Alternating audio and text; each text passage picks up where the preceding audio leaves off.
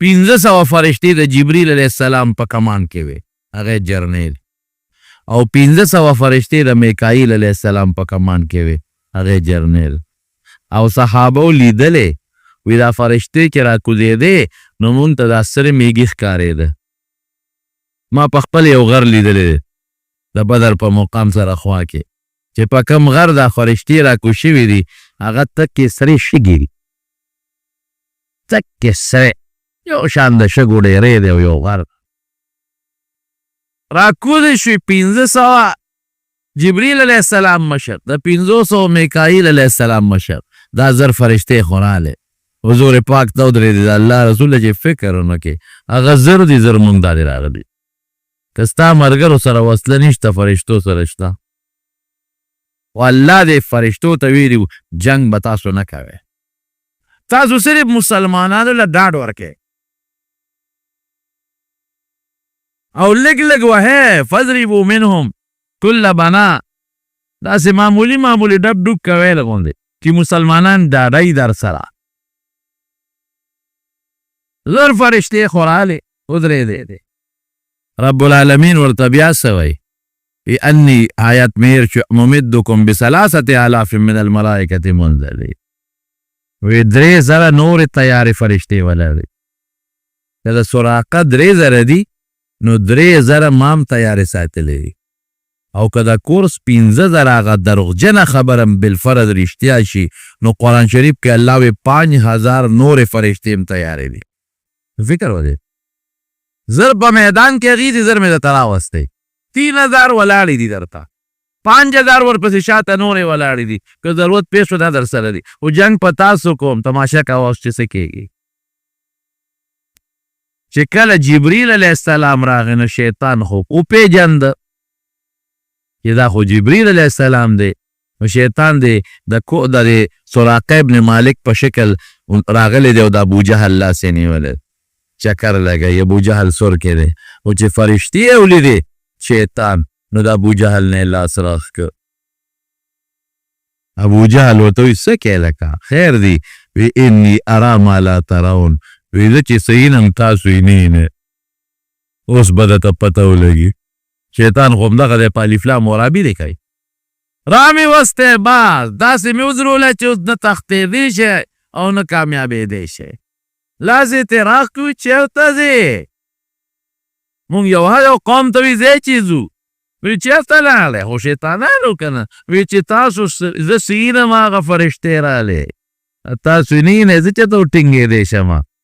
بس هغو ته لاړه.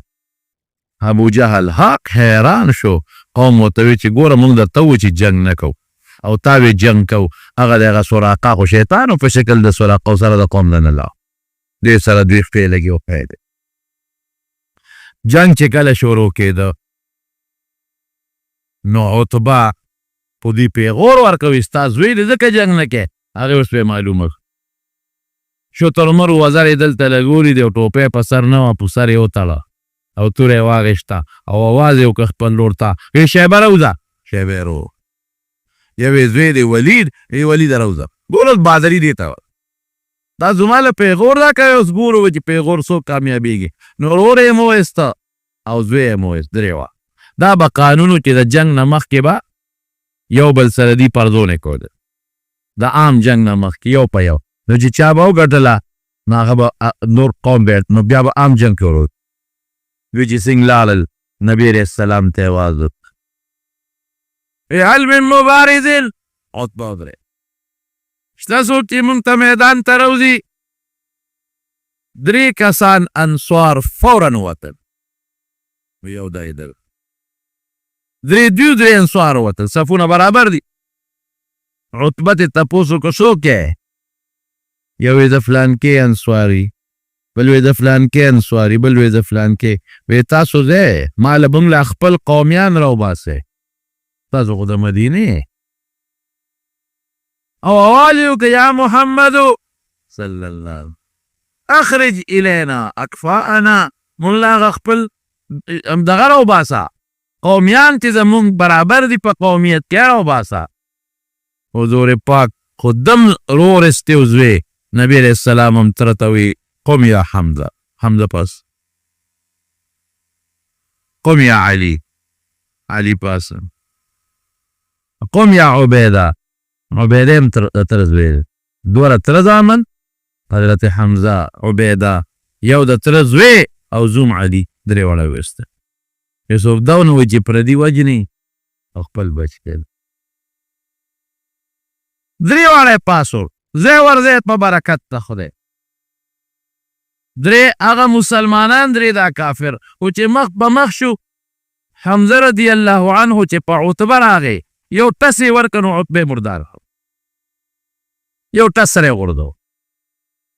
علي رضی الله عنه په ولید راغی د عتبه په زوی باندې او یو دوه تورې یو بل والو کې ټس شو نو ولید یې مردار کړ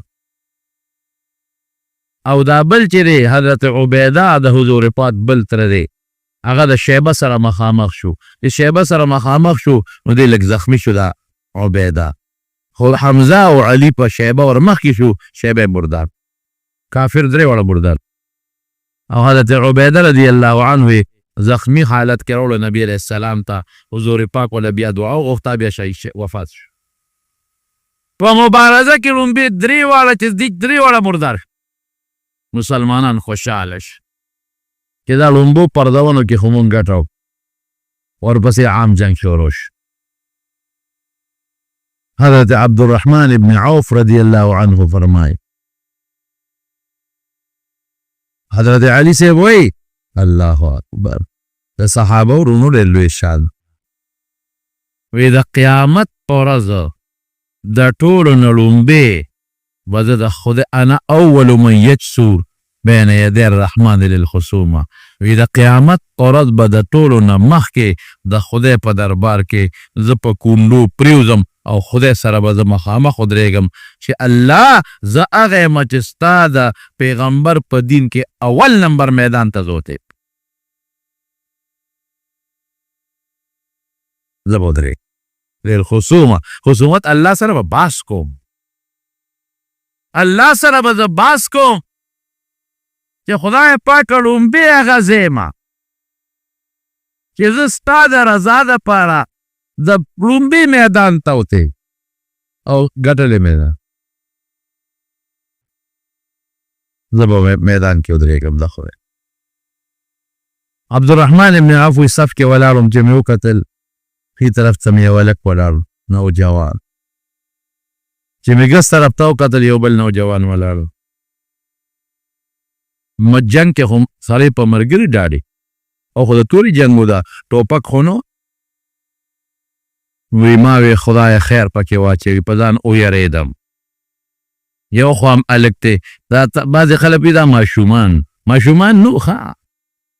ماشومان به نبي علیه السلام جنګ کې نه پرېښودی د 15 کالو نه چې به عمر کم و هغه به جنګ کې قطن نه پرېښود 15 کالو ته به چې عمر ورسېد نو هغه به جنګ کې و ماشومان نو ځوانانو ودونه هم کړي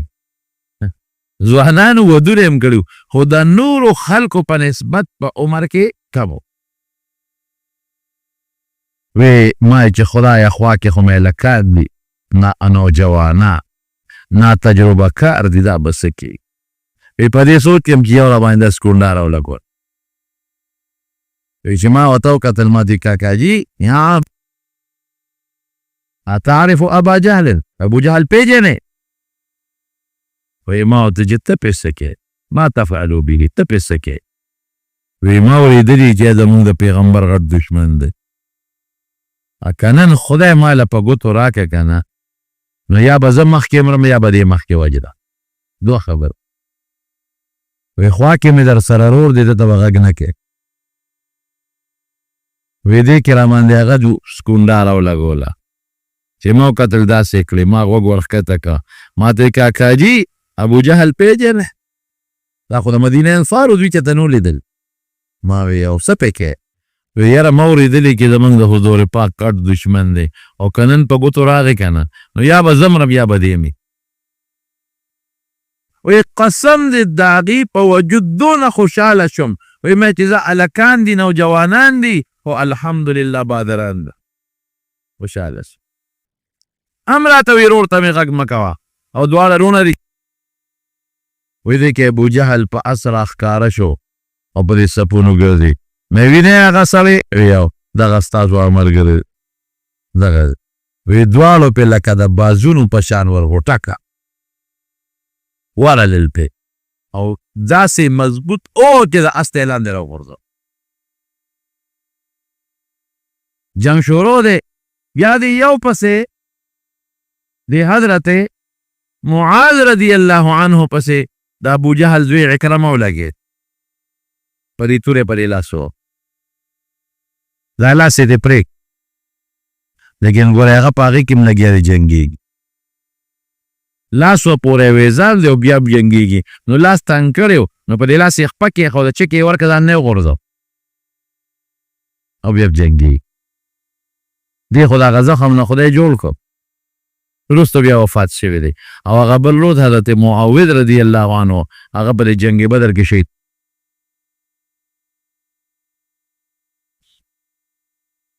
هغه امیه تېره جمعه چې مې درته قصه کړې وه هغه نه راته په څه طریقه ابوجهل راوویسته چې راویویسته ده خو ښځې ته ویلي وو امیه وی ښځې راتښتم به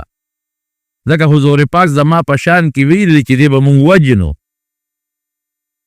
زه به راتښتم دروازه کولاو ساته هر ځای کې چې مې ځان راوتښته ابوجهل خو بوره شیطان و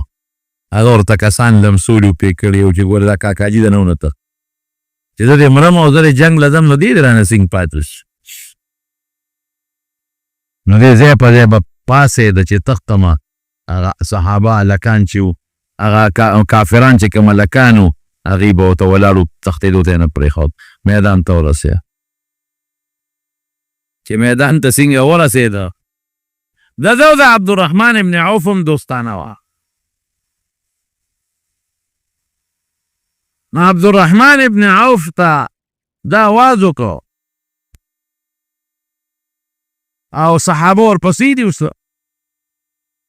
او زوی یې ځان سره په اوښ شاته کېنولی دی صفوان یې د زوی نوم دی دواړه روان دې کې صحابه ورپسې شو حضرت بلال ولیده دا هغه ظالم و چې حضرت بلال د ده غلام و او په مکه مکرمه کې بلال سره هغه ظلمونه ده کوټ په شګو به یې سمله و په سینه به یې وله ګرمې تیږې یې ښودلې و جامې به یې تېویستې و په لارو کې به یې راښکړې ظلم یې پې کړی چې حضرت بلال کله صحیح که نو حضرت بلال یو غونډی ته وخوته وی لا نجوت ان نجا امیه لا نجوت ان نجا امیه ای خلکه هغه دې امیه ګورئ چې په مکه کې په ما لوبې کولې که دی نن بچ شو ګورې بیا زما خلاصي نشته بیا له د ګوتو له چته ورنشم دی ظالم ده صحابه کم دی وی هغه دی ورپسې شو چې ورپسې شو د عبدالرحمن ابن عوف رضی الله عنه له اواز وکړی عبدالرحمنه بچ مې که هغه ورته ما پسې راځه نو په منډه اوس خطا دی نبي علیه السلام لی بوځي چې حضور پاک لی بوځو چې امن وله ورکړي صحابه پسې راورسېدل نو چې راورسېدل نو دې پوه شو چې زما د اوښ خو دروند دي دوه کسه پې سواری وو او خوند نه کوي نو شاته خپل زوی له کېښود زوی یې شاته وغورځو زوی یې په دې وجه وغورځو چې یو به مې دا اوښ لږ سپک شي منډه به ووایي او بل دا صحابه وایي په دې زوی شي نو ما پسې به راونه رس مرګ کې په سړي راشي که نه دا بوره کیسه به م یاد وي که نه زوی یې ناجوړ ای خدایه دا بیماري په ما کې خدای جوړ کړي خدای دا بیماري په ما کې خدای ما راده په ځای مړه کړي نو اسرائیل علیه السلام ورته راغی وی ټیم دې پوره دی وی روغ او رنځور پېژنې او که نه ناجوړه مې زوی دی او را دې ما پسې نو دا د چا په سر مرګ نه راغلی خو دا ډېر ګران کار دی نو زوی له دیکه ورکړه صحابه پرې راغله زوی یې کول هلته مردار که ده پسې شو بیا ورپسې راورسېده وی عبدالرحمن ابن عوف ته آواز وکړه څوک یم وی د اوښ نه ټوپ کړه د اوښ نه یې ټوپ کړه هغه پې ځان ورغورځه عبدالرحمن ابن عوف او صحابو ته یې نه به یې وجنی د دې نبي علیه السلام له بوځم صحابه وایي چې حضور پاک خو ډېر رحمدل دی که هغه له ورسېد خو بچ کېږي د دوی پاسه وي نه پاسم ته ډېر وسې په دې کې خو دې ته نه پازان یې پې غورځولې بس صحابو د لاندې نه پکې توره وړه کوله په دا خېټه کې مردار یې دا مردار شو غټ غټ سرداران دا مردار شو په دې جنګ کې او یا کسان غټ غټ سرداران پکې گرفتار شو د ونویش خدای پاک فتح مسلمانانو لور 14 کسان صحابه کرام پکې شهیدان شوي دي هغه د بدر په میدان کې دفن دي زه ولا تلم یو دیوال ته تاو دی په هغې کې قبرونه دي عریش په عربی کې سفر ته و هغه د یو ډېر بهترین جومات سعودي حکومت جوړ کړی دی مسجد عریش ورته و زمونږ د دې ټول جومات نه غټ جومات دی یو لوی هال یې جوړ کړی جنګ کې خدای پاک مسلمانانو له فتح ورکړه نبی علیہ السلام پرې وکلم په جهاد کې کامیابي لمونځ ته نظر به نه څه 3 ورځې په هغه میدان کې ایساره 3 ورځې چې څوک دغه نه وایي چې پته یې مونځ ته وکړې لاړه کوپه 3 ورځې ایساره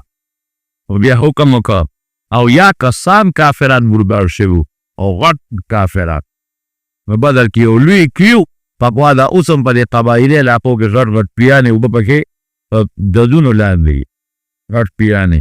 دا ټول د یو شل اوبه پکې نه وې او ډېر څښاک وینته ته چې د څښاک به وې پکې وي دا دې کوي ته وغورځوې ټول یې کوي چې وغورځو یو دغه امیه چې و دې غټو او نور پالسولی و نو دې کرابکنو اندامونه چې جدا کېدی دوی ته نه شو رسېدی نو حضور پاک وفرمایي د باندې دلته خاورې مورې ورواړوې پټې کې پی کې واچو نو 3 ورځې پس نبی علیہ السلام مبارک راغی د پی پاڼو وتوړو نو نومونه یې والاغېستل ای ابو جهله ای عتبه ای شیبه ای فلان کیه یو نوم بخاري کې لیکلی دی ای فلان کیه نومونه اغېستل وی تاسو نوم سره چې خدای که وعده کړې وه په مونږ سره خدای پوره سره مونږ سره یې د مدد وعده کړې وه مدد یې راکړی تاسو سره چې خدای که وعده کړې وه هم د سره پوره کړه اوس خوشحاله یې په خدای په هغه وعده وکړه نه زوره نه ورکوي حضرت عمر فاروق رضی الله عنه ته وی د الله رسوله ته چې چا سره خبرې کوې خو تش وجودونه نه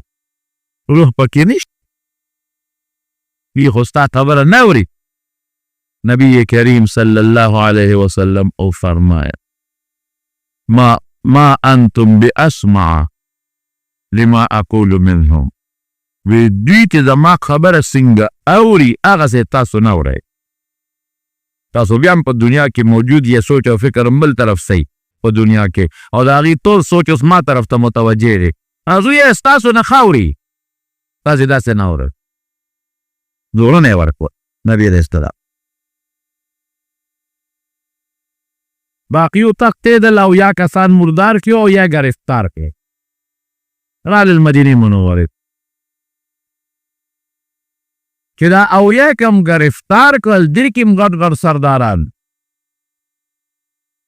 نو نبی علیه السلام مبارک صحابو سره مشوره وکړه چې دې سره څه وکړو حضور پاک د جبریل علیہ السلام سره هم پکې مشوره کړې صحابه مختلف رای ورکړې حضرت ابوبکر صدیق رضی الله عنه رای دا وه چې صاحب فدیه به ترې والو جرمانه او پرېږدئ د حضرت ابوبکر صدیق ډېرو خلکو مدد مرسته وکړه عمره ستا سره یې ده وی صاحب زما خبره به دې خوښه نه شي وی نه وایه وی زه خو یم چې د اویا واړه وجل غواړي او داسې به یې نه وجم هر یو کس به خپل رشته دار وجم د الله رسوله زما پکې ماما دي زه به دا ماما وجنم د حضرت ابوبکر صدیق پکې زوی دی به زوی وجني د حضرت علي پکې رور د عقیل او خپل رور وجني او د الله رسول ستا پکې یو تره د عباس یو د زوم د ابوالعاص ته به دا وجنه هر سړی به خپل رشته دار وجني چې موږ نن الله ته دا وښایو چې خدایه ستا په مقابله کې مونږ نه پلار پیژنو نه تره پیژنو نه زوی پیژنو نه ماما پیژنو او واقعي پر میدان کې دننه د حضرت ابوبکر صدیق زوی میدان ته راووته هل من مبارز شته چې څوک ماته میدان ته راوځي نو پلار خو د زوی اواز پیژن حضرت ابوبکر چا ته تپوس وکړو وایي د اواز د عبدالرحمن نه دی وایي دی کنده بس تورې د کلنګ ورکړه ورمنډه یې کړه وایي زه میدان ته ځه راځم حضور پاک لک ونیوی ته به نه بل څوک دی قسم په خدای صحابه د دین دپاره هغه قرباني ورکړی چې تر قیامته پورې به مور راوړي داسې قرباني ورکړي نه بیا پلار پیژنده حضور پاک سره خو مینه د هغې وه زموږ څه مینه ده په دین خو قرباني هغې تلې ده زموږ څه قرباني ده د اسلام خو ننګ او غیرت ابلیغ کړی دی موږ په اسلام کم ننګ او غیرت وکړو خو شه وګورئ دغه دی که نه موږ له چیلنجونه راکوي حرامیان قرآن شریفونه زموږ سوځوي چیلنج راکوي پروس کال په امریکا کې قرآن شریف وسوځو اوس هغه حرامي بیا وایي نور به سوځو نن د چیلنج یې راکوي چیلنج او د مسلمانانو د قیدیانو په ګوانتانامو به کې قرآن شریف راواخیست او په لیټرین کې د هغې په مخ کې وغورځو هم د چیلنج راکوي همون اسم نش من د دې سپېره کافر سره اوس هم مدد کوو مونږ ورسره دوستانه تعلقات ده غیرت هغه دی چې کوم غیرت په صحابه کرام کې وکړی پاک داسې غیرت په مونږ کې پیدا کړي دې ته غیرت وو په دین نن مونږ خو د غربي مازر هم جومات ته نه مونږ خو د پیغمبر شکل هم خپل نه که مونږ خو د پیغمبر پټکي ته به سپک ګورو مونږ ته خو د پیغمبر جامه به سپکه ښکاري مونږ خو د پیغمبر په مسله چې راته کوم ولاړ د هغه پسې هم کندل کوو مونږ خو د پیغمبر دین چې په کومه مدرسه کې ښودل کېږي هغه مدرسې سره هم دشمني کوو زمونږ د حضور پاک سره د قیامت پر ورځ ملاقات نه کېږي مونږ به ورسره نه مخامخ کېږي دا ټولې خبرې به مخکې راځي ګورې مونږ لا دا پاتې نه دي مونږ د پیغمبر د دین لپاره څه قرباني ورکړي او ته مې هنته مو وکړې مونږ وایي زه بس هر سړی پیشه او خپل ځینې پیشه او لنډه خبره هم زده کړې زه هر سړی خپل قبر کې سملي ټیک ده چې هر سړی خپل قبر کې سملي خو د پلار نه به د بچو تپوس کېږي د مور نه به د بچو تپوس کېږي د قوم نه مشر نه به د خپل قوم تپوس کېږي دا زه نه یم دا حضور پاک فرمایي كلكم راع وكلكم مسؤول عن رعيته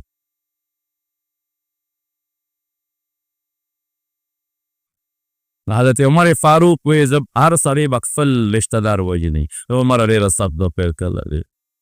صرف په صحابه کې یو کس د عمر مرګرسي وکړه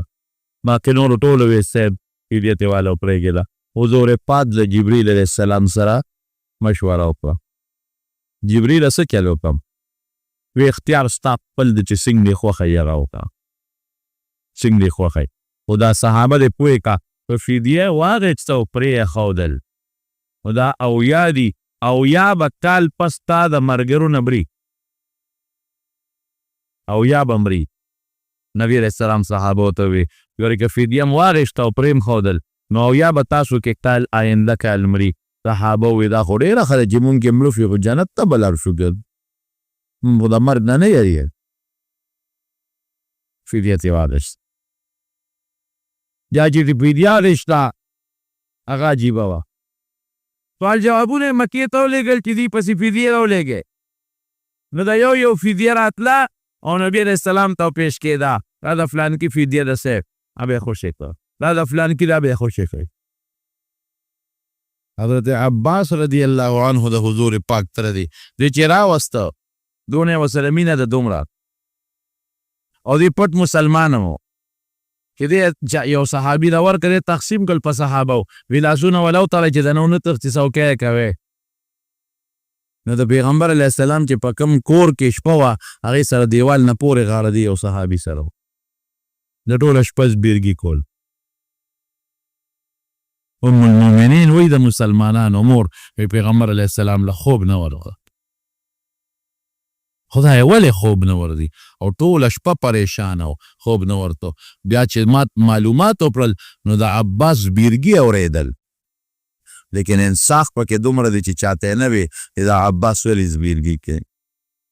نو بیا وی زه لاړم د هغه کور والا نه مې تپوس وکړو چې عباس بیرګي کوي څه چل دی ناجوړه دی حضور پاک ټوله شپه بې خوبه دی چې هغې وکتل لاسونه یې وله سخت تړلي وو د هغې د وجې نه زبیرګي کول نو بیا وله هغوی لاسونه نرم کړل نو چې زبیرګي یې الاړ شو نو نبي علیه السلام له خوب ورغی او سفارش یې ولې نه کو چې قیدیان به یو شاني سفارش بني نو سال عباس ته وایي کاکا ته به د دوو کسو فدیه راوړې یو د خپل ځان یو د واره د عقیل غریب دی یو د ځان یو د عقیل دی ورته وایي واره تا ته پته نه ده چې زه مسلمان یم وی ظاهر کې د کافرو سره په ډله کې به م نیولې دله نه خدای خبر دله نه خدای خبر او فکر مه کوه که مسلمان او موږ د فدیه واخیسته خدای به بدل درکړي او موږ نیولې کافرانو سره په ډله کې ته ځان به م ورکوې درواره به دې به ورکوې وی واره تا ته پته نشته چې ما سره مال نشته غریب وی نشته د سره وی نه وی چې کله راتلې ستا ښځه ام الفضل زما چاچي هغې له دې بټوه ورنه کړه تا ورته ونه وې چې که جمدې رالم بیا به یې ماله راکې او که مړ شم نو ستا نه خو نه دې ده ورکړې ای ورواره وی زما د قسم په خدای وي چې رښتونی پیغمبر د دغې بټوې نه یو زه خبر یم یو ته زما ښځه خبر ده یو ته الله خبر دی ته خدای خبر کړې ښه د خدای پیغمبر ابوالعاص یې ورته را مخکې کړ زوم و د پیغمبر علیه السلام حضرت زینب بی وه ابله په مکه کې ده وی ته هم فدیه راولېږه سوال جواب لا چې فدیه کله پیش کېدلې نو حضرت زینب چې د حضور پاک لور وه هغې هم فدیه راولېږله د خاوند انصاف خدای کوي نو هغې له حضرت خدیجې رضی الله عنها یو امیل د واده په وخت کې غاړه کې اچولی چې دا کله ودېده امیل یې ورته غاړه کې اچولو نو هغې د ناز نه هغه خپل امیل هم په هغه فدیه کې کېښه او حضور پاک له دا اشاره ورکړه چې ته زه د لورې ما نه هم فدیه غواړې د خپل زوم نه نو چې کوم امیل زما مور خدیجې ما ته اچولو هم پکې واله نو چې پیغمبر علیه السلام ته د ابوالعاص فدیه پیسې د ابوالعاص فدیه ده چې ویې کتل هغه امیل پې د پاسه پروت نبی علیه السلام سترګو کې اوښکې راغلې هغه د هغې د واده هغه حالت او حضرت خدیجه رضی الله عنها هغه منظر ورته رامخکې شو تاسې ورته کتل د ته صحابه خو پوه شو وی صاحب ولې د دې خوښې د ده دا فدیه به مو واپس کو او د عباس ته به مو واپس کو ناخلو چې ستا تره دی کاکا دی وی نه چې نورو نه علم دینه به ملو وی خله د ابوالعاص دا به واپس کو وی نه که مو خوښی نو د امیل به ورته صرف واپس کو دا زما مشرې بیبي دې ته په غاړه اچولو دا به واپس یو ته واپس ابوالعاص باندې شرط ولګاو وی دې وخت کې زما لور ستا سره په نکاح کې د ګناه ده چې کوم وخت مې در کوله جایز اوس دې وخت کې شریعت آرام کړي ته کافر مسلمانه نو په تا شرط دا دی چې ته ورسې زما لور به ما ته واپس کړي ویلې ده قیدیان یې ټول واپس او هغه زینب رضی الله تعالی عنها په اوښ سوره کړه ده او رخصت یې کړه یو ظالم کافر و هغه ولې دیکه ورکړه د اوښ نه یې راغورځوله په ګېډه یې ماشوم هغه هم ضعیف شو مدینې منورې ته بیا نبي علیه السلام نه راورسېده رب العالمین فرمائے ولقد نصرکم الله ببدر وانتم اذلہ وی تاسو ډیر کم وې وسله کم وه افراد کم بیا هم د سره خدای مدد کړی دی فاتقوا الله د خدای نه ویریږئ هر وخت په زړه کې د الله یره پیدا کړئ نو خدای به د سره مدد کوي نو شکریه به ادا کوئ لعلکم تشکرون بار بار به سره خدای مدد کوي شکریه به ادا کوئ نن مسلمان څومره ډېر دی نن د مسلمان تعداد د کافر د هر ډلې نه زیات د یهودیانو نه مسلمان زیات دی د عیسایانو نه زیات دی د هندوانو نه زیات دی د جاپانیانو نه زیات دی، د روسیانو نه زیات دی، د چینیانو نه زیات دی د مسلمان تعداد. او نن مسلمان په وسله هم پوره دی، دا هم نه چې وسله ورسره نشته. غټه وسله اټم بم نه مسلمان سره شته، غټه وسله میزایل دی هغه مسلمان سره شته، او مسلمان سره ایمان هم شته. او دریابونه چې کوم نهر سویز دا د مسلمان په دی، دا داسې دریاب دی چې دا یورپ او دا بل طرف ملاوی، د مسلمانانو په حدودو کې دی. که دا نهر پې دا دریاب یې پې بند که دا نهر د دوی یو بل سره کنکشن ختم. یورپ په مین نیم شو، یو بل سره کنکشن ختم. تیل نن مسلمان سره دی چې د دنیا نظام نن په تیلو چلیږي. سونه نن مسلمان سره ده چې د دنیا تجارت په سونه چلیږي. ګیس نن مسلمان سره دی چې ستا نظام ټول په ګیس چلیږي. لیکن مسلمان بیا هم د کافرو د لاسه وال ټکول خوري. دا چې ده که فلسطین کې دی وال خوري، په عراق کې دو خوړل، په افغانستان کې دی خوري، پاکستان کې دی خوري، په بوسنیا چیچنیا کې وال دی خوري، په فلسطین کې دی خوري. ولې هغه ایمان چې کم پکار دی هغه نشته. وانتم العلون ان کنتم مؤمنین. الله وی که تا په ایمان په سچ ځان کې پیدا کړ، کلک ایمان چې په خدای کم یقین دی، نو بیا به ستا کامیابي وي او د دشمن به نه.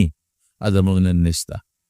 ولې نشته؟ زموږ ټوله بروسه اعتماد نن په یورپ او په امریکا دی، په مدینه او په مکه نشته. زموږ حکمران طبقه چې دلته چې د خولې نه خبره وباسي نو د امریکې زنده باد وباسي،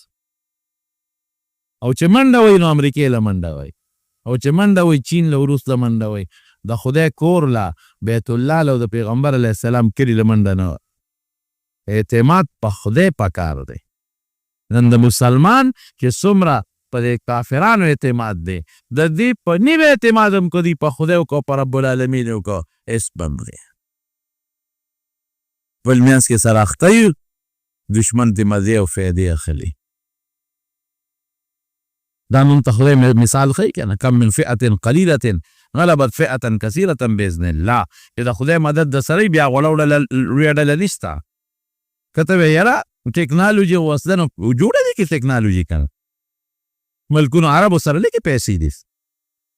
لږ دولت خو سره نه دی، لږ تیل خو سره نه دی، د تماچې د سرو زرو ګرځی دی، او یا د یو شیخ پکې یو جز دی پکې ځان له مستقل ګرځي، ځان له مستقل، او تختونه او کټونه سرو زرو دي. نو جوړ دی قسم بم او میزایل که نه، چا منې کړی دی؟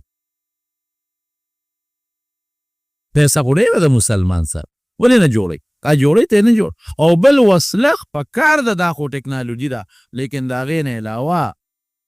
د بدر صحابو سره وسله کمه وه، نورو سره ډېره وه. اعتماد په خدای و. لویه خبره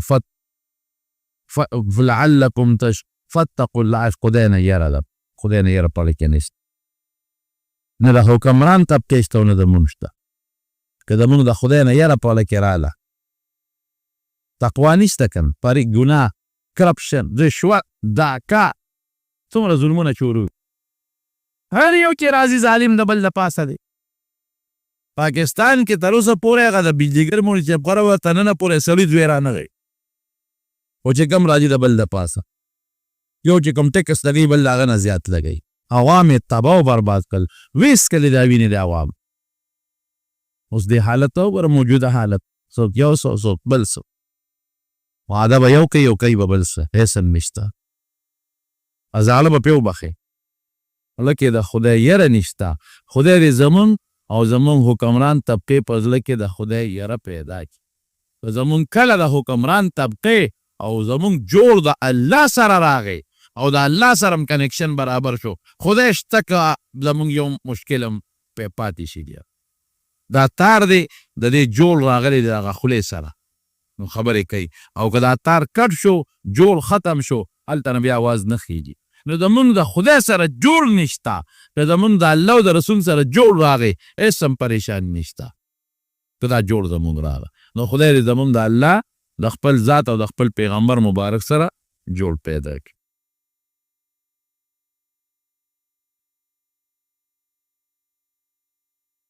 قرآن چې یو سپاره باندې تقسیم شوی وي، دې کې ګناه شته او که نه؟ څنګه یو سپاره باندې هېڅ ګناه پکې نشته. دا د ختم دپاره خیر دی خلک تقسیم کړي.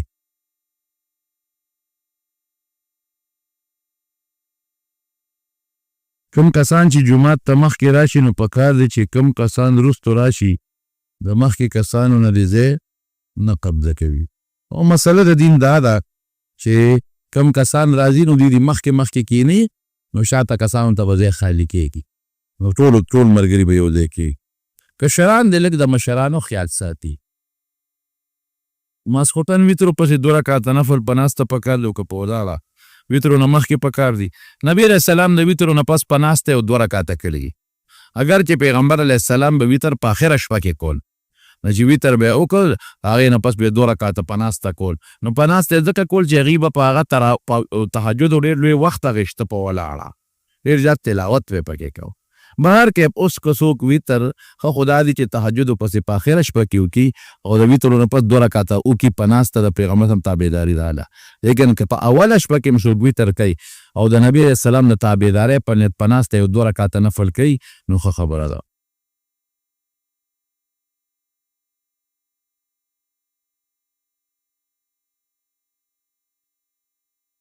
جماعتونو کې چې کوم المارو کې په شیشو کې شکلونه ښکاري هغې سره مونځ کې فرق نه راځي. اول خو په کار دا ده چې قبلې طرف ته داسې څیز نه چې هغې کې سړي توجه خرابېږي. د عایشې صدیقې رضی الله عنها لوپاټه وه او قبلې طرف ته دیوال باندې یې ویزانده وه.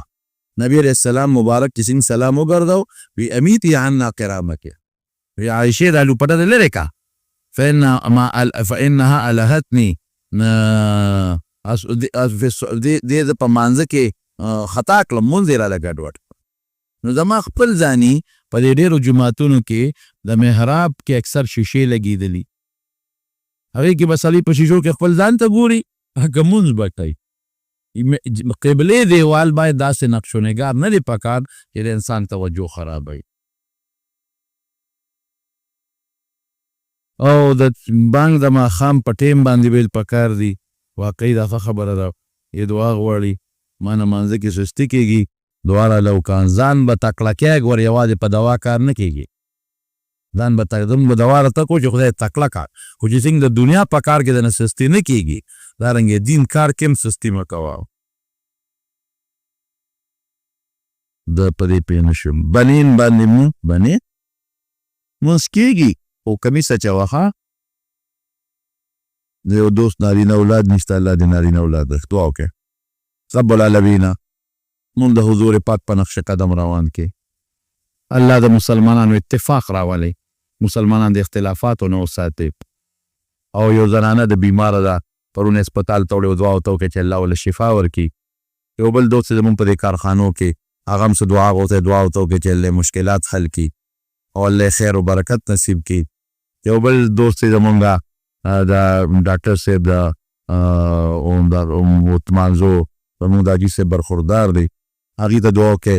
هغې چې څومره اولاد نارینه پیدا کېږي نو هغه ټول تقریبا معذوري. دعا ورته وکړئ چې خدای پاک وله صالحه او صحتمند اولاد ورکړي. الله دې وله روغ صحتمند او صالحه دینداره مسلمان بچې په قسمت کې ولیکي او خدای دې وله ورکړي. نور هم بعضې دوستانو دعاګانې غوښتې دي چې چا دعاګانې غوښتې دي الله دعاګانې وله قبول کې او تی ولا پورا کې حاجتونه. او پرون د محمد سیار لاله ټبر وفات شو هغې ته هم دعا کوي چې خدای پاک مغفرت نصیب کړي. څومره مردګان وفات الله ټولو مغفرت نصیب کړي او چې څومره مریضان دي په کورونو هسپتالونو کې الله ټول له شفا ورکړي. الله د دا څومره مسلمانان دلته موجود دي چا په دله کې حاجتونه د شریعت سره موافق ټولو له پوره کې چاته پریشانۍ ټینشنونو دي هغه له په خوشحالو باندې بدل کې اخر وخت کې په خپل دا کریمه نصیب کړي چې لا اله الا الله. مسلمان الله پیدا کړی دی دا ټول بندگان او ټول مخلوق الله پیدا کړی دی خو مسلمان ته د الله تعالی د طرف نه په پیدایش کې خصوصي حیثیت حاصل دی. او دا چې مونږ ته الله ایمان را کړی دی مسلمانی را کړی ده او خپل مبارک ذات را باندې پیژندلی دی. نو مسلمان له د ټولو نه لومبي څیز چې په ده لازم دی او د فرض دی ادا دي چې دی به د الله سره مینه کوي. والذین آمنو چې یو سړی ځان ته مسلمان وی اشد حبا لله دی به په مینه کې الله سره ډېر کلک او مضبوطي. رونو د دنیا یو رواج دی او دا د انسان فطری او طبعی تقاضا ده چې څوک چا سره ښه کوي او سره مینه کوي او چې څوک چاله مال ورکوي دی ورسره مینه کوي. الله مونږ سره څونه ښه کړي دي، مونږ انسانان پیدا کړي، که مونږ خره او سپي پیدا کړي او خنزیران، نو مونږ د خدای څه کولی شو؟ بیا په انسانانو کې راله روغ شکلونه را کړي دي. که مونږ رنځوران پیدا کړي وي، دا رنځوران خدای سره جګړه نشي کولی، مونږ به د الله څه کړی وي. او بیا په روغ صحت کې مونږ په مسلمانانو معاشره کې د مسلمان مور او پلار نه او د مسلمان وطن کې او د مسلمانانو په معاشره کې پیدا کړو. که مونږ په چین کې پیدا کړی وي، نو د دنیا ازادي به راته حاصله وه، خو مونږ به خدای نه پیژنده. که په روس کې پیدا وي، شکلونه به م ښکلي او د دنیا ازادي به ممکن نه، مونږ به الله نه منه. او که په جاپان کې پیدا وي، نو مونږ به د دنیا هر څه ډېرو، خو مونږ به ګوتم بدھ ته سجدې کولې. او که په هندوستان کې پیدا وي، ممکن ده چې مونږ بوتانو ته سجدې کولې. او که په لندن او امریکا کې پیدا وي، نو ممکن ده چې مونږ عیسی علیه السلام ته د خدای زوی وي. نو مونږ خدای د مسلمانانو معاشره کې پیدا کړو، دا بله شو. بیا د یو عظیم ښکلي پیغمبر محمد مصطفی صلی الله علیه وسلم امتیان پیدا کړو. دا د الله احسان دی مونږ سره. نو چې څوک چا سره ښېګړه احسان وکړي، د ده ورسره قدرتي مینه وي، نو مونږ به الله سره د دې احسان په مقابله کې مینه کوو که نه کوو. دویم چې څوک چاله مال ورکړي، مینه ورسره کوي. زمونږ د مال دولت د چا د طرف نه دی؟ د الله د طرف نه. که ته وایې دا خو زما کمال د تجارت کوم او دکان کوم او زمینداری کوم او نوکری کوم، نو دا عقل چا درکړی؟ په کم عقل چې دکان کې سودا خرڅوي؟ که ته لیونی پیدا کړی شو، نه دې پټیو به کولی شو، نه دې دکان کولی شو، او نه دې تعلیم کولی شو، نه ډیوټۍ رتلی شو. دا اندامونه چې الله درکړل، او دا په ځمکه کې د زرغونې طاقت الله پیدا کړ، او د کار چلې د توخو، او د تجارت چلې د توخو، او بیا ته تعلیم کولو طریقې د توخولې، نو د اعمال دولت د چا د طرف نه دی؟ د الله. تاسو ولیدل زمونږ په دې دعاو علاقو کې او د سواتونو کې خلکو فصلونه کرلیو او خواره یې کړی او په سیلاب راغی، برباد شو. مال د الله د طرف نه شو. دا ډول او ښکلېوالی چا را کړی دی؟ د الله را کړی دی. نو احسان د خدای د طرف نه شو. پیدایش الله زمون کړی دی، ښېګړې را سره الله کوي، مال خدای را کوي، حسن ډول الله را کړی دی، ژوند او مرګ د هغه په اختیار کې دی، روغ صحت هغه را کړی دی، مرض هغه لر کوي. نو چې دې ذات سره مینه ونه کړو، نو موږ به ډېر قمقل او بېوقوفان یو. بیا خدای سره به مینه کوو. حضرت ابراهیم علیه السلام د الله پیغمبر دی. د مرګ فرشته والا راله، وی ستا ټیم پوره دی او ستا د نه وباسم. وی چا رالیږلی؟ وی الله. نو دی ورته عجیبه جواب کوي، وی ښه الله خو زما خلیل دی او دوست مې دی، نو دوست به دوست وجني که ژوند به ورکوي؟ دا څنګه زما دوست دی چې ما وجني؟ په وجلو سړی خفه کېږي. فرشته الله له لاړه. وی ابراهیم علیه السلام خدا وایي چې زه الله خپل خلیل جوړ کړی، نو دوست خو دوست نه وجني. وی ښه ورته ووایه چې ته زما دوست دی، نو دوست خو د دوست ملاقات خوښوي، ته زما ملاقات څنګه نه خوښوي؟ دوست خو هغې ته وایي چې د دوست ملاقات خوښ کړي.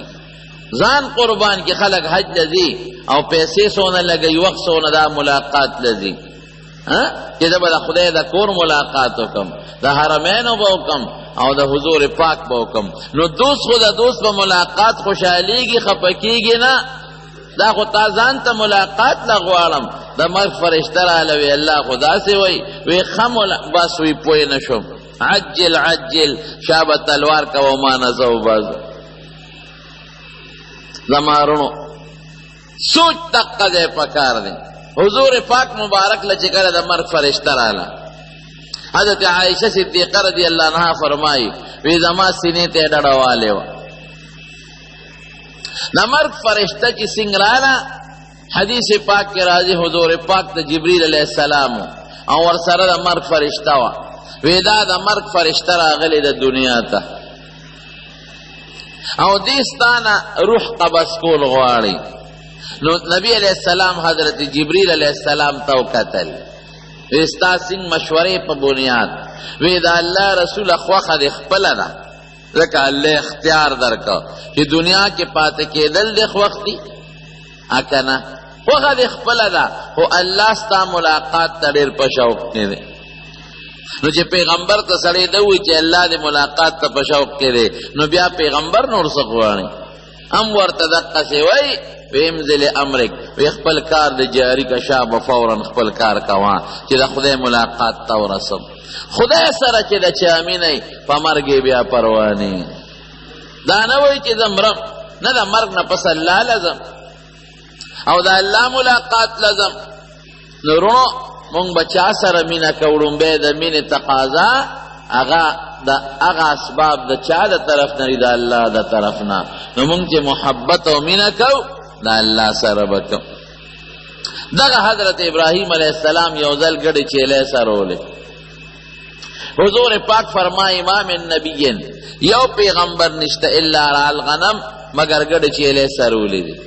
هر پیغمبر او دا ولې ګډې چیلې پیغمبر سره دا د پیغمبرۍ یو ټریننګ ګډې چیلې وسره نو دې مشقت کوي ګډو چیلو والا سونه ګرځي ورپسې په دشتونو بیابانونو اوس خو صحراګانې نشته او په دې صحراګانو کې ورپسې ګرځي نو چې دی د مشقت چل زده کړي وګرځي لږ غوندې او تکلیف برداشت کړي مزل به کوي دی به سبا هجرتونه کوي دا پیغمبر دی به جهادونه کوي او دی به دعوت و تبلیغ پسې ګرځي نو چې دا ګډې چیلې او سره نو دکې به دا طاقت پیدا شي دویم ګډې چیلې یو ډله دی امت دی د دې به حفاظت کوي د شرم خیرات نه ونه تښتئ نو دې به د امت دا چلم زده کړي د امت به حفاظت کوي شیطان یې رانه اغوا نه کړي نفس یې رانه اغوا نه کړي دریم ګډې چیلې چې څوک سره یې هغه کې عاجزي دا قاعده ده چې د چا کم مال سره تعلق یې هغه نسبت ته کې پیدا کېږي هغه زمانه کې بوخان او چا چې بوخان سرول حضور پاک فرمایي د کې کبر پیدا کېږي او چې ګډې چیلې سره یې هغه کې عاجزي ډېره زیاته وي تاسو نه ګورئ دا ګډو چیلو والا شپونکیان هر څوک ورته کنځلم که یو بد ردم وي دې غریب کې غوسه نه اوس چې څوک د لارو د موټرو خاوندان یې هغوی کې نسبتا کبر زیاتي په نسبت د هغه چا چې هغه ګډې چیلې سره نو پیغمبر به ګډې چیلې سره چې د کې عاجزي پیدا شي او بل ګډې چیلې به ساتي چې پردې فصل تې ونه خوري او پردی فصل خراب نکی او پردیونه نقصانی نکی دا ټریننګ بردوشي چې د امتم بل چاته ضرر نه رسي او د حد نه ورو نړي نو دا ګډ چیلې سرول نور فیدیم پکې دي دا د پیغمبر د پاره د پیغمبره یو ټریننګ دی ځکه حضور پاک فرمایي وی یو پیغمبر داسې نه تیر شوی الا رع الغنم مگر ګډ چیلې سرول نه صحابه ته یو انت یا رسول الله تا ګډې چیلې سرولې دي که نه وی ما بم په مکه کې ګډې چیلې سرولې زمارونو نو حضرت ابراهیم علیہ السلام ګډې چیلې سرولې یو سړی راغی او د الله صفت شروع که سبحان ذی الملک والملکوت حدیث کې دغسې دی سبحان ذی الملک والملکوت هغه ذات چې هغه د ډېرې لوی بادشاه د بادشاه او بیا د اسمانونو نه پورته چې کومې بادشاه دي د دې ټولو مالک دی هغه ذات د هر قسمه عیب نه پاک دی بیا څه وایي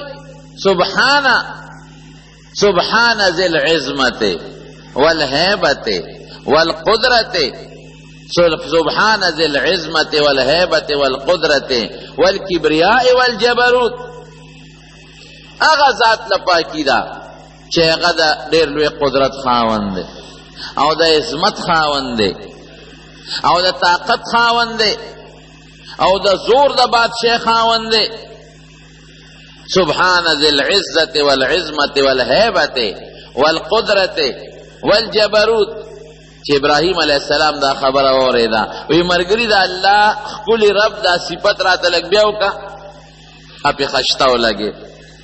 وی زما دا صفت دا رب دا صفت راته لګ بیا وکا اسړې وته وی صبر راکې چې درته وکم وی سغواړي وی سګړې چيله براکې وی نیم کندک بدر کم خود خپل رب دا صفت راته لګ بیا وکړې خرابان دی ولګي دې ته مینا مونږ له سړی راشي وي د خدای په نوم د خدای په نوم 1 روپۍ راکا نو مونږ وایو ځه غسنډه لکه د مزدوري کولی چې که نه شي کول نه ورکوې نو راټې به نه. حضور پاک فرمایي چې د خدای په نوم د نه څوک شی غواړي د خدای د نوم لحاظ وکړه ورکه. د خدای نوم خو ډېر لوی دی. د خدای په نوم د نه څوک غواړي. بعضې دا سوالګري داسې پېښور سوالګري لکه دا جینکۍ ګرځي مقصدونه نوري نو اغي نه ځان ساته رټما ځان ته ساته خپل جواب ورکا رټل بنه کې هم مسائل فلا تنهر. حدیث کې قرآن شریف کې الله نبی علیہ السلام ته فرمایي وی سوالګری بنه رټه یتیم مسکین لبا رټل نه کې. نو د خدای نوم ډیر لوی دی. ګوره د خدای په نوم د نسوک شی غواړي انکار بنه کې. د خدای په نوم د نسوک بخنه غواړي چې ما وبخه د خدای د پاره وی د الله ډیر لوی نوم دی د خدای نوم دی راته پیش که ما معاف کړي. د خدای د نوم عزت کوي زما د قسم الله به تاسو له عزت درکړي. نن مونږ ولې ذلیله یو زمونږ د خدای د نوم عزت نشته. نو زما د رب دا صفت ډېر ښکلی دی ښکشته دی وکړه دوباره ووایه وی څه به راکې وی د نیم کنډک چیلی به درکم وشوه وی یو بیا ورته سبحان ذی الملک والملکوت هغه ذات چې د دنیا او د اسمانونو د بادشاه خاوند دی هغه د عیب نه پاک. سبحان ذی العزت والعظمت والقدرت والهیبت والکبریاء والجبروت هغه ذات چې هغه د طاقت او د هیبت او د لویۍ او د ډېر لوی زور بادشاه دی هغه د هر عیب نه پاک دی. ابراهیم علیہ السلام ورته وی ورور یو ځل راته بیا ووایه ډېر زیات خوند یې راکړه وی څه به راکې وی دا نیمې ګډې چیلی به درکړم. نو هغه نیمې ګډې چیلی وله نور یې ورکړې لاس یې وسنډل هغې نه خلاص شو. بیا ورته وی سبحان ذی الملک والملکوت سبحان ذی العزت والعظمت والهیبت والقدرت والکبریاء والجبروت. بیا ورته وی ورته وی مرګري یو ځل راته بیا ووایه ډېر خشته خوند کوي چې د خدای دا صفت راته کوي وی کاکا څه د سره پاتې څه به راکړې چیلی کړې خدای هم راکړې وی دا بدله سروم شپونکې به دې شم دا بدله سروم چوکه به مې په شا د ځان لنه تاله سروم خو ما ته د خپل رب دا صفت لږ بیا وکړه او د خپل رب دا خشته نوم راته بیا واخله. هغه سړی ورته څه وایي وی ښه ابراهیم علیه السلام مبارک دی شه زه د الله فرشته یم ګډې چیلی دی مبارک زه الله راولېږلم او ما ته وی ته ورشه په د ابراهیم زما خلیل دی دوست مې دی لږه تجربه وکړه چې زما د نوم ورسره څونه قیمت دی زما د نوم قدر ورسره شته که نشته زما د نوم عزت ورسره شته که نشته. مبارک دی وی تا د الله د نوم ډېر لوی قدر او ډېر لوی عزت وکړه چې مسلمان یې د خدای قدر به کوي د خدای د نوم قدر به کوي د الله نوم واخیستلی شي الله وی جل جلاله څنګه به وایي جل جلاله د خدای ډېر لوی دی لویي یې ډېر اوچته ده. عم نواله احسانات یې ډېر زیات دي عام دي جل جلاله ډېر د عزت د لویۍ خاوند دی. عم نواله او د الله احسانات دا ډېر زیات دي. وګوره چې ته خدای سره مینه کوې هر څه خو الله سره دي الله به در سره مینه کوي که به نه کوي مینه خدای پښتانه وایي د یو لاس د پړق نه خېږي او عرب هم وایي الحب من الجانبین دا اکثریه قاعده ده چې محبت د یو طرف نه نی د دواړو طرفو نه اکثري ده. نو چې تا الله سره مینه کوي الله به هم در سره کوي پریدي به دې نه بغیر د مینې. د حضرت موسی علیه السلام مور د مور داسې زمانہ کې موسی علیہ السلام پیدا کیږي چې فرعون خوب لیدو، اوږده واقع ده، خوب یې لیدو او د هغه خوب تعبیر ورته بیا خپلو مشرانو د سلطنت دوستانو دا ورکړی چې یو هلک په بني اسرائیلو کې پیدا کېږي او تا نه حکومت واخله. وی خصبه کو وی صاحب مه یریږه، بس اعلان وکړه چې بني اسرائیل کې څومره ماشومان پیدا کېږي ټول مړه کړه، پولیس به ګرځي وجني به چې کوم اوس نه پیدا کېږي به د سلطنت اخلي او ستا د هلاکت ذریعه به دې زړو کې نشته، وروسته به پیدا کېږي. اعلان یې وکړی چې کوم ماشوم پیدا کېږي په بني اسرائیلو کې به دا وجنه رو چې الله کومه فیصله کړي څوک هغې ته بند نشي تړلی. ماشومان به مړه کېدل، واړه واړه بچي به یې وجل. همدغه کال کې چې بچي وجلې کېږي الله د حضرت موسی علیه السلام د پیدایش بندوبست وکړ. مور ته ولا الله فرشته راولېږله او زړه کې ورته الله دا خبره خوښه کړه. دا خوښول خو د الله کار دی چې دا ماشوم بچی دې پیدا شي. فإذا خفت عليه فألقيه في اليم، صندوق ولا جوړ ښه مزېدار خشته او صندوق کې واچوه او چې کله ته ویرېدې چې دا ماشوم خو اوس مانه د فرعون دا لښکر اخلي وجنې یې، نو د دریاب په چپه د پاسه یې ورغورځوه. دی ورته ونه وي چې القیه فی البحر دریاب کې وغورځوه، دا خو به غاړې ته شي بیا. نه نه نه نه نه، ته زما منه، زما حکم ومنه، په چپه یې ورغورځوه، چپه خطرناک ځای ته وروله. زه پیشه زما کار پیش فلیلقه څنګه دی عدو لی و عدو له. زما دا فیصله ده چې زه دې د دشمن ته او د خپل دشمن لاسته رسول غواړم، ګورم چې څه به کېږي. او مقصې وکړل، الله ورته دا خبره خوښه کړه که دا ماشوم په کوټه د پاسه غورځوم مارغان یې رانه تښتوي، که ځنګل کې غورځوم شرمخان به وخوري، که بل چاله یې ورکوم فرعون نه نشي بچ کولی، که کور یې چېرته پټ ساتم او سبا فرعون خبر شو خطا دومره موده موږ نه بچي ولې پټ ساتلی و، ماله به هم سزا راکړي. راشه بس دا د الله د طرف نه چې کومه خبره ده دا ټیک ته بس هر څه چې کېږي. دا ورته الله خوښه کړه. صندوق یې وله جوړ کړه، ماشوم یې په هغه صندوق کې واچو. چې صندوق کې ماشوم څوک واچو، ګوره د الله عجیبه نظام. الله دا نه وایي چې صندوق القی فی البحر دریاب کې غورځوه، دریاب کې غاړې ته به وغورځېږي، د مورچه تړلی کېږي منځ ته، نه دریاب په چپه کې یم چپې ته وایي، دا غټه غټه چپه چې په دې چپې د پاسه دا صندوق وروله، صندوق یې واخیست په هغه چپې د پاسه یې ورویشت او خور ته وله وایي قصیه دی په دې غاړه غاړه ورپسې ځه. د مورچه د ماشوم بچې چې تړلی کېږي، زما خو دریاب ته وویش بل څه چار نشته، خو بچې دې غاړه غاړه کې ورسره ده چې زمونږ دا بچې به کم خوازي، دا به څوک راوچتوي، څه به ورسره کوي. ورپسې رستو رستو روانه ده. دغه زمانه کې د فرعونیانو اخترو میله لګېدلې ده او راغلی د دریاب غاړې ته د محل خوا کې دریاب بیږي او هغه دریاب نه بیا یو چوه داسې جدا شوې ده چې هغه عین د دریاب د بعد فرعون چې کوم محل دی او هغې کې کوم باغ دی په هغې کې دننه ورغلی ده. اوس هم که ستاسو خیال وي د پاخواني بادشاهانو چې څومره محلات جوړ کړي دي دی ټول د دریاب په دې غاړو جوړ کړي، اټک وګورئ، بل وګورئ، بل وګورئ، دی روتې دي، څوک په هغه وله کې لامبي، څوک په ټالونو زانګي. فرعون دی، ښځی ده، وینځې دي، غلامان دي، دوستان دي. صندوق له حضرت جبریل علیه السلام دیګه ورکوي او هغه ولې ته جوړ کړه چې کوم د فرعون په دا محل او د هغه باغ کې ورغلی ده او هلته چې ور جوړ کړه نو بیا غاړې ته ولې دیګه ورکړه او یو څانګه د اونې ښکته شوې وه، هغه څانګې سره ونښته. د صندوق به څه دی؟ تاسو وګورئ دې کې څه دي چې صندوق یې څنګه راونیوه او صندوق یې کولاو کړه. حضرت موسی علیه السلام ماشوم پکې پروت دی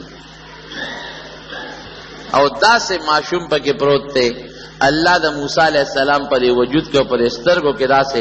کولا پیدا کړې وه چې هغې ورته وکتل غیبي محبت او مینه ورسره پیدا شو روچته کې ښځې فرعون وایي دا هغه باشوم جتنې چې هغه ما نه به حکومت اخلي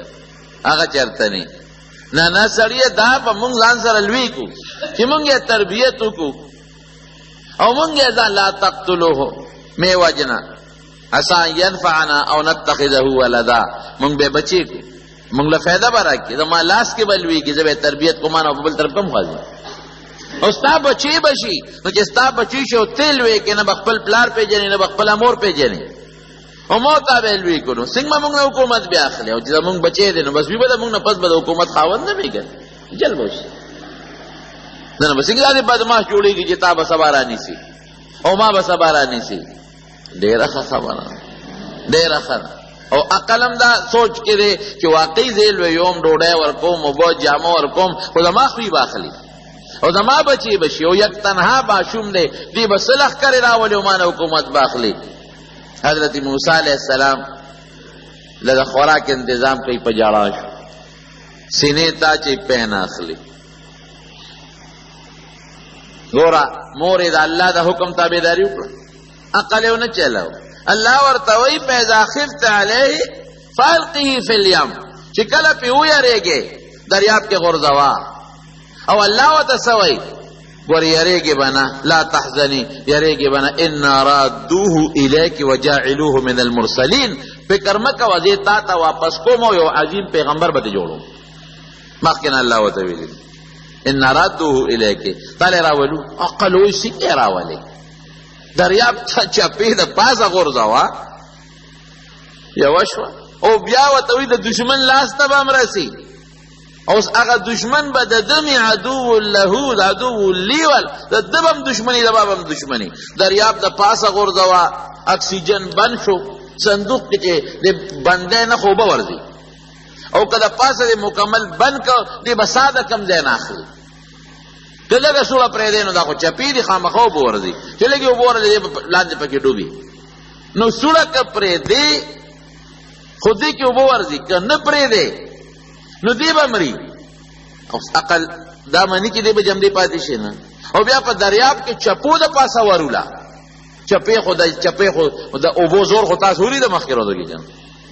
په خدای یقین کوو د اوبو زور په دې لاره تېرم حیران شوم په دې پټو کې دا د نامه نامه خټې پرتې دي څومره لرګي راوړي دي لرګي د دنیا لرګي راوړي دي او څومره سامان یې راوړی دی او څومره غټ غټ پلونه تاسو دا پلونه ولیدل منډۍ پل وګوره او دا دلدار کړی پل وګوره یو پل چې هغې کې په ټنونو سیخ دی هېڅ نام و نشان نشته چې هغه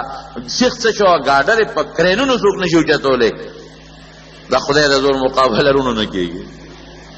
دریاب په چپه وغورځوه دی به څنګه بچ شي دوه خبرې شوې دریم بیا د ده او زما دشمن به اخلي دشمن سره به څنګه بچ کوم ما ته به څنګه واپس کېږي لیکن د هغې د موسی علیه السلام د مور د الله په خبره یقین دی انا رادوه الیکې مه یریږه غم مه کوه لا تحزني هېڅ پروا ونه ساتې زه به تا ته واپس کوم او یوازې واپس کول نه وجاعلوه من المرسلین پیغمبر به ته جوړوم نو چې پیغمبر جوړېږي نو 40 کاله نه مخکې پیغمبري شته دی نه نو پته ولګېده چې ځواني به م ورکوم عمر به م زیاتي 40 کاله پورې خو به دې جمدی بی 40 نه پس به پیغمبري ورکوم نو چې پیغمبري ورکوم د پیغمبرۍ خدمت به کوي نو دې کې دې ته اشاره شو چې زه به له ځواني م ورکوم الکانه به م ورکوم عزت به م ورکوم ما سره به کنیکشن او رابطه به مې د عقل نه بار خبرې دي خدا موسی علیه السلام د مور د الله سره مینه ده الله قوي نو زه منم برو مې غورځو هلته پین اخلي د مور خلق راغونو شو دا ماشومه د موسی علیه السلام خورم ورله میله ده که نه دنیا خلق د میلې ته ورغون شو ازادي ده د مادشاه په حل کې هر څوک ګرځي چې ورغې څه چل دی دا ما یو ماشوم بیبي آسیې د فرعون ښځې ونیوه او فیصله یې دا وکړه چې دا به زمونږ بچی وي د چا پی نه اخلي ویره ما ته یو کورنۍ معلومه ده هغه به پی ورکړي هغه به والي ماشوم هغه خبره فرعون ته ورسېدله وی راولې دا ماشومه یو ماشومه داسې وایي تا ته څه پته لګي چې دی به د هغه ښځې پی به اخلي دا خو د موسی هم خور هوښیاره وه اوس که دا د خولې نه وخېږي مور یې ده خو قصه روانېږي وی نه وی د هغې ښځې پی ډېر ښه دي هغه ما ته معلومه ده هغې ته چې کم ماشوم سینه کوي چې دار چا پی اخلي ما په دې وجه ووی او بل مونږ بني اسرائیل یو ښځه ما ته معلومه ده نو مونږ خو صاحبه ستا خدمتګار یو که نه نو چې ستا خدمت کوو نو ستا د بچي له به پیم ورکوو په دې بنیاد مې ووی د ښځې پی خواږه دي ما ته معلوم دی وی ښه راولې دا ښځه تا ته معلومه هر ښځه وي ورسره پولیس والاو خلک مور پسې لاړه وی بې راشه کار وشو ماشوم هغه د فرعون بادشاه کور ته ورسېد د چا پی نه اخلي زمونږ ارور خو ګورې مورې ما ال نه دی ویلی ښه ما نه دی ویلي چې زما ارور دی ما وی چې داسې یو ښځه ده او ډېر خواږه پی دی او د هر چا پی اخلي نو ته به وله لاړه شي راله او څنګه سینې ته واچول خپله مورې ده موسی علیه السلام یا جړل او یا قلار شو او د مور پی ښکلی شروع کړل خلکو زنده‌باد نارې ولګول فرعون خوشحاله بی آسیه هم خوشحاله خلک هم خوشحاله شو چې ماشوم یې موړ کو وی ښه ته به دا مهرباني کې ته به راځې تنخوا درته مقرره او دې ماشوم له به پی ورکې هغه خو ځان په پټ ساتل غواړي وی نه ما نه دا کار نه کېږي خفه کېږم بادشاه سلام بس اوس مې دله موړ کو زما خپل بلا بچي دي نه خامخا به دې ماشوم له پی ورکې یقین نه نشي دی مور ده که وی ښه نو که خامخا داسې کوې د ما یو څو شرطونه دي څه شرط دی وی دا به ماله راکوې د بیا خپل کور کې پی ورکوم دلته نشم ورکولی ما د تل راتل ګران دی تنخوا به مقرره وی جامې به راکوې زما د کورنۍ عزت به کوې وی د هر شرطونه منظور انا رادوه الیک قرآن شریف کې الله وی درته واپس کو وجاعلوه من المرسلین مور لراغه قرآن شریف کې الله وی مور ته مې ځکه واپس کړه چې مور یې خوشحاله شي نو چې د خدای سره مینه کې او د خدای خبره منې نو غیب او رق زوی درته راوستی شي که نه شي راوستی مو خو هسې وایو الله سره مینه ده څه مینه ده قل ان کنتم تحبون الله ورسوله فاتبعوني يحببكم الله چې د الله سره او رسول سره دې مینه نو بیا به د الله او د رسول تابعداري کوي دې ته مینه وایي زموږ مینه کم ده زه تاسو ښکاره کوم چې مینه شته که نشته چې چا سره د مینې د هغه کور به دې خوښي که نه د هغه بچو سره به دې مینه که به نه د هغه دوستانو سره د مینه که به نه نو د خدای خو بچي نشته بلکل نشته او نه خدای له پلار شته او نه ولا مور شته او نه ولا زوی شته او نه ولا لور شته نو چې موږ د خدای سره مینه ده نو د خدای کور جومات ته هغې سره څونه مینه لرو خپل کور لم چې د چندې غوښتې غوښتې هم نه چې د کټ مونږ اچولې زه کور جوړوم او په لار کې مې کټ اچولې چې ماله چنده راکړې کور جوړوم او د خدای کور نه څونه چندې غواړو او کټونه هم څونه خواره کړي دي او چغې هم څونه جوړه کړي دي څنګه مینه شوه او د الله خو بچی نشته بې شک اولاد نشته لیکن د خدای کتاب خو شته قرآن شریف هغې سره هم څومره مینه ده صفت راته ښایي د خدای دین راته ښایي د خدای قرآن راته ښایي د خدای لار راته ښایي صراط مستقیم خدای ته مې رسوي جنت ته مې رسوي دا خو ستا فایده ده څومره مینه دې ورسره وکړه څومره تنخوا دې ولا مقرر کړه څومره محبت ورسره کوې څومره کنځل ورپسې کوې څومره سپکې ورپسې وې څومره غیبت یې کوې څومره بد ورپسې وې دا زموږ مینې دي که نه نبی کریم صلی الله علیه وسلم په خپلو دعاګانو کې یو دعا دا کړې ده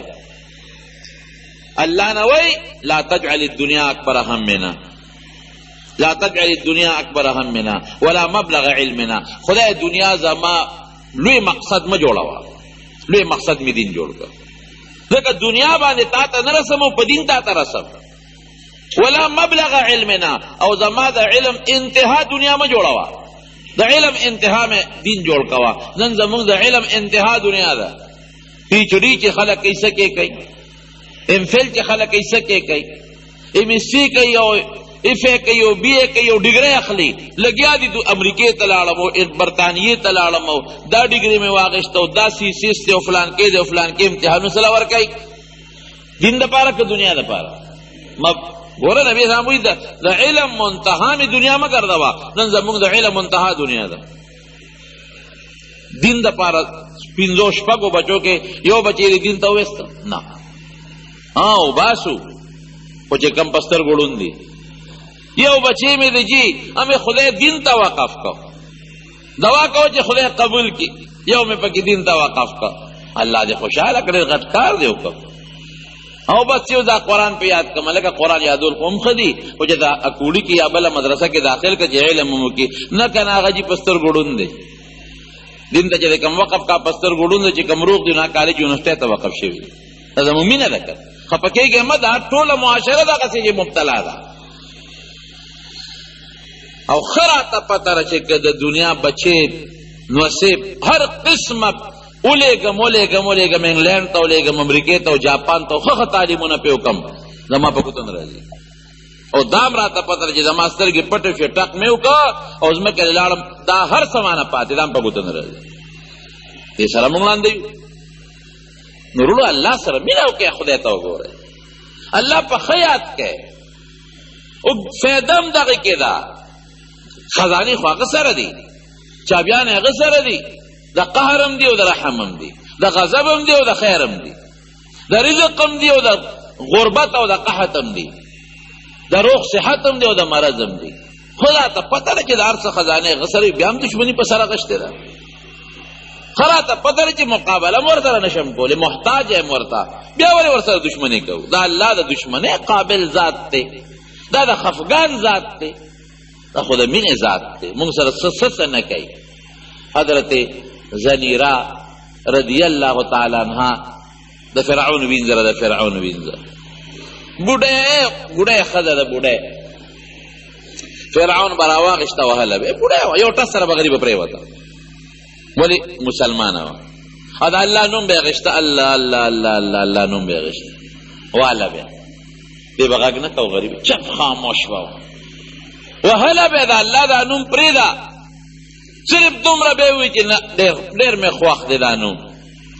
دا نه پرېږدم وهله به یو ځل یې په دا سر والا غریب نظر لاړ ړنده شو چې وینځم دا بوډه یم دا او نظر یم لاړ او بیا پیغور هم ورکوي وایي ګوره زمونږ د خدایانو سره دشمني دي په سر اغېستې را لنده کړې که نه دا زمونږ خدایانو بوتانو ړنده کړی دا غریب په جړه کوټې ته دننه شوه الله څو کاله شو پرله پسې چې زوال خورم ستا په نوم سو کالو شو چې ستا په نوم زمانه جامع ووتې بربنډه شو ما تا ته سوال نه دی کړی الله ستا نوم مې نه دی پرېښی سو کالو شو پروردګاره چې زه راغورځولی شم او زه څپېړې راکوي او ماشومان راپورې خاندي پروردګاره ستا نوم مې نه دی پرېښی نه مې درته فریاد کړی دی الله اوس ړنده شم ستا په نوم دا فریادم نه کوم بچ ړنده شم خو په دې یو څیز بیا خفه یم چې پیغور راکوي چې دا زمونږ بوتانو ړنده کړي دې پیغور باندې خپم نو الله تا پیدا کړی تا وینځه کړی تا د دې ابو جهل کور ته راوستی دا جون تا را کړی دی الله دا یو سوال در نه کوم چې دې پیغور نه مې خلاصه کړه که دا پیغور نه وي ما د روغو سترګو سوال نه کوم بس روغې سترګې وړاندې ستا په اختیار کې دي او دا دومره تکلیفونه ما ته میلو شو ما درته خوله نه ده واده کړې خو الله دا ځکه خوله وازوم چې پیغور راکوي دا زموږ د بوتانو کار دی نو خدای دا رسوا که دا سترګې راکا په لاسونه یې په مخ راښکل سترګې بینا وې ته الله هم غیرتي دی که راووته ورته مخامخ او سترګې پټې کړې وایي ستا اوس څه خیال دی ویو زموږ خدایانو ړنده کړې وایي ها دا تور او دا سپین او دا دوه او دا درې ستاسو خدایانو نه یې ړنده کړې خپل خدای روغه کړم مینه کوه الله سره نو خدای به دې چېرته رسوا نه پرېږدي موږ مینه پرېښې ده قل ان کنتم تحبون الله د مینې نښه څه ده الله او رسول سره مینه کوې ګوره تابعداري به کوې والذین آمنوا اشد حبا لله چې مسلمانی الله سره به مینه وي اشد حبا لله ډیره زیاته مینه به چې مسلمانی الله سره به مینه خو اشد حبا لله اشد حبا څه معنا ډیره زیاته مینه به الله سره لري لږه نه ډیره زیاته مینه به لري یو بزرگ عبدالواحد نومې دی شیخ عبدالواحد نقشبندی ډېر نیک سړی دی ډېر یو ځای د الله نه سوال وکړي خدای ما ته زما د جنت ملګری وښایه ما سره به څوک ملګري الله ذوالجلال ورته الهام وکړ چې ستا د جنت ملګرې په افریقې ملکو کې یو ښځه ده میمونه نومې ده ښځه د هغه ستا د جنت ملګرې ده دی روان شو ورپسې ورګه لکه خو یو وینم چې دا به څنګه او د افریقې ده خو دا به توره خټی دا بلا څنګه چې ورله تپوس یې وکړو یو داسې یو ښځه بوډۍ غوندې ده په دې نوم وایي څه شوه ګډې چیلې سره وړي بوتلې دی دا صحرا کې ګډې چیلې سره ورپسې لاړ دا په مانځه ولاړه وه چې ور ورسېد مونځ کوي او ګډې چیلې ولاړې دي ګیا خوري او عجیبه دا ده چې یو خوا دریاب دی او بل خوا ګډو چیلو ته مخامخ شرمخان او زمري دي دا ګډې چیلې او شرمه خو دشمنان نه په دې چیلو حمله کوي ما وی وکتل وی مې چې دا ګډې چیلې دی دا شرمخان دی ګډو چیلو څوکیداري کوي ځکه دې خوا دریاب د ګډې چیلې راتلی نشي او اخوا شرمخان دی ګډې چیلې یریږي اخوا تلی نشي خپله ګیا خوري لګیا دي هم د کشف خاونده وه لکه رده چې سلام یې وګرځو وی ما له اواز راکړه چې عبدالواحد شیخ عبدالواحد زما ستا د ملاقات ځای خو جنت کې دلته څه کوې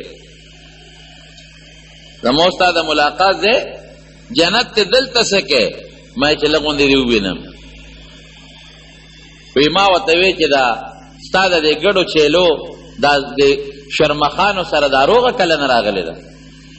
وی ما ته وی دا د هغه وخت نه چې د ما د الله سره کله روغه راغلې ده چې کله زما او د الله جوړه شوې ده هغه وخت نه د ما د دې ګډو چیلو د شرمخانو هم جوړه شوې ده